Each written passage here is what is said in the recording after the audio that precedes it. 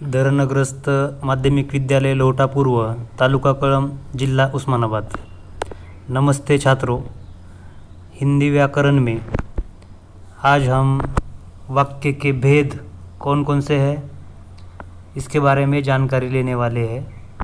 प्रश्न पत्र में वाक्य के भेद के आधार पर दो तरीके से प्रश्न पूछे जाते हैं। जैसे रचना के अनुसार वाक्य के भेद पहचान कर लिखिए, और दूसरा प्रश्न होता है कोष्टक की सूचना के अनुसार अर्थ के आधार पर वाक्य को परिवर्तित कीजिए। तो आज हम वाक्य के भेद देखेंगे। वाक्य के भेद देखने से पहले वाक्य किसे कहते हैं यह जानना जरूरी है। वाक्य शब्दों के सार्थक समूह को वाक्य कहा जाता है। जैसे शब्दों का वह समूह जिससे कोई न कोई अर्थ निकलता हो। वाक्य की रचना के अनुसार वाक्य के 3 भेद हैं, और वाक्य के अर्थ के अनुसार वाक्य के 8 भेद हैं। आज हम इस वीडियो में वाक्य के अर्थ के अनुसार 8 प्रकारों की जानकारी लेने वाले हैं।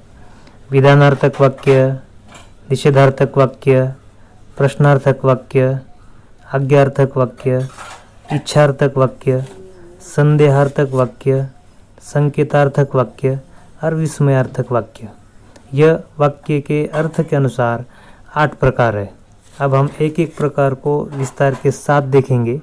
पहला प्रकार है विधानार्थक वाक्य। जिस वाक्य से किसी कार्य के करने या होने का बोध होता है उसे विधानार्थक वाक्य कहते हैं। जैसे सब राजा का सम्मान करते हैं। और दूसरा वाक्य है हम दूरदर्शन पर चित्रपट देखते हैं। इन 2 विधानों से हमें वाक्य में किसी कार्य या क्रिया के होने का बोध हो रहा है, इसलिए इसे विधानार्थक वाक्य कहते हैं। दूसरा प्रकार है निषेधार्थक वाक्य। जिस वाक्य से किसी कार्य के न करने या न होने का बोध होता है उसे निषेधार्थक वाक्य कहते हैं।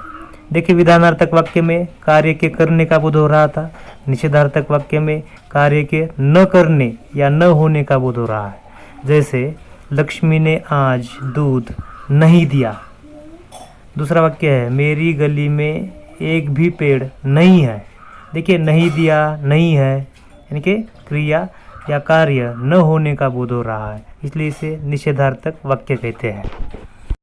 विधानार्थक और निषेधार्थक के अंतर को या फर्क को समझने की कोशिश कीजिए। विधानार्थक में कार्य के होने का बोध हो रहा है, और निषेधार्थक वाक्य में कार्य के न होने का बोध हो रहा है, यानी कि नहीं, इसलिए उसे निषेधार्थक वाक्य कहते हैं। तीसरा प्रकार है प्रश्नार्थक वाक्य। जिस वाक्य में किसी प्रकार का प्रश्न किया गया हो उसे प्रश्नार्थक वाक्य कहते हैं। जैसे तुम क्यों रो रहे हो, क्या आप सत्य कह रहे हैं। इन 2 वाक्यों को देखिए, इसमें प्रश्न किया जा रहा है तथा प्रश्न का बोध हो रहा है, इसलिए इसे प्रश्नार्थक वाक्य कहते हैं। चौथा प्रकार है आज्ञार्थक वाक्य। आज्ञा, इसमें इसकी परिभाषा छिपी हुई है। जिस वाक्य से किसी भी प्रकार की आज्ञा या प्रार्थना का बोध होता है उसे आज्ञार्थक वाक्य कहते हैं। जैसे गाय को खुला छोड़ दो, तुम अपना ख्याल रखो। इन 2 वाक्यों में आज्ञा या आदेश दिया जा रहा है, खुला छोड़ दो, ख्याल रखो, इसलिए इसे आज्ञार्थक वाक्य कहते हैं। 5वां प्रकार है इच्छार्थक वाक्य। जिस वाक्य में इच्छा, कामना या आशीर्वाद प्रकट होता है उसे इच्छार्थक वाक्य कहते हैं। जैसे आपको हमेशा सुख मिले या प्रभु आपकी कामना पूरी करे। अब इन 2 वाक्यों को ध्यान से देखने के बाद पता चलता है कि इसमें इच्छा या आशीर्वाद प्रकट हो रहा है, इसलिए इसे इच्छार्थक वाक्य कहते हैं। 6ठा प्रकार है संदेहार्थक वाक्य। जिस वाक्य में संदेह या शंका का बोध होता है उसे संदेहार्थक वाक्य कहते हैं। जैसे शायद पिताजी घर आ गए होंगे।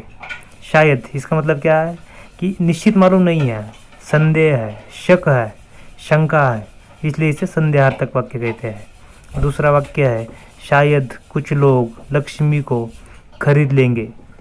दो वाक्यों में संदेह दिखाई दे रहा है, इसलिए यह संदेहार्थक वाक्य कहलाता है। सातवां प्रकार है संकेतार्थक वाक्य। जिस वाक्य में संकेत या अपेक्षा का बोध होता है उसे संकेतार्थक वाक्य कहते हैं। यानी कि संकेत दिखाई दे रहा है। जिस वाक्य में संकेत, जैसे अगर अच्छा काम करोगे तो मोहर छाप वाली धोती दूंगा। संकेत यह है कि अगर अच्छा काम करोगे तो तुम्हें धोती मिलेगी। दूसरा वाक्य है कि अगर गाय दूध नहीं देगी तो बहुत बुरा होगा। ये संकेत है कि अगर ऐसा नहीं होगा तो ये बात हमारे लिए बुरी होगी, इसलिए इसे संकेतार्थक वाक्य कहा जाता है। और आठवां और अंतिम प्रकार है विस्मयार्थक वाक्य। जिस वाक्य में हर्ष, शोक, आश्चर्य, घृणा आदि भाव प्रकट होते हैं। हर्ष यानी कि आनंद, यानी कि खुशी, डर, आश्चर्य, विस्मय, घृणा, नफरत, शोक आदि भाव प्रकट करने वाले जो वाक्य होते हैं उन्हें विस्मयार्थक वाक्य कहा जाता है। जैसे ओह कमबख्त ने कितनी बेदर्दी से पीटा है। इसमें ओह यह वक्ता के भाव प्रकट करने वाला शब्द है, इसलिए यह वाक्य विस्मयार्थक वाक्य होता है। दूसरा वाक्य है कि वाह कितनी सुंदर इमारत है यह।